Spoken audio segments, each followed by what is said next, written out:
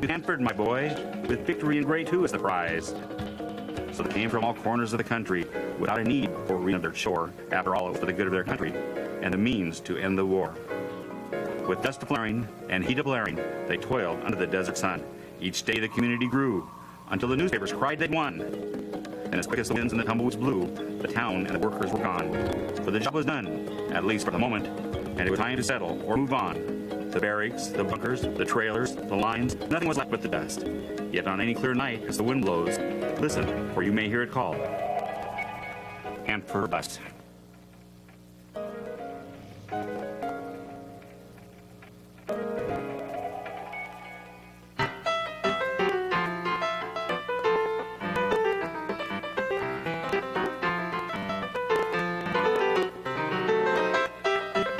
The cherry blossoms had fallen earlier in the month, and talk of this year's harvest filled the small town.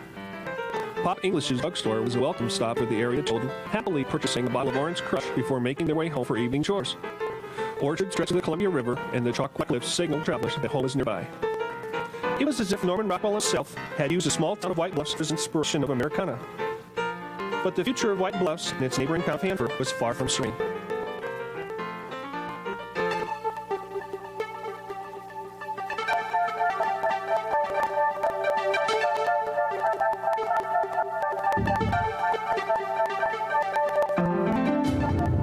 It was March 1943, and 1,500 landowners found their lives turned upside down as letters of condemnation ordered them to evacuate their homes, no questions asked. Their Eastern Washington utopia was needed for a top-secret government project essential to the war effort.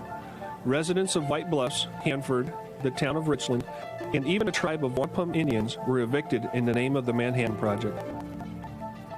Most residents had 30 days, some as few as 2, to pack up their households and find other accommodations beyond the boundaries of the newly established Hanford Works Project. At first, many residents fought back, refusing to leave land they had worked so hard to develop. But in the end, only the tumbleweeds were allowed to remain. It was only months earlier that a small group of men, led by Lieutenant Colonel Franklin Mathias, had surveyed the area and found it suitable as a place to support the construction and operation of a plutonium processing plant, the substance needed in the assembly of a nuclear bomb. It was the abundance of water, vast open spaces, and the availability of inexpensive energy that attracted the men from the Manhattan Project, the tiny town of Hanford, into a camp that would soon accommodate 50,000 people.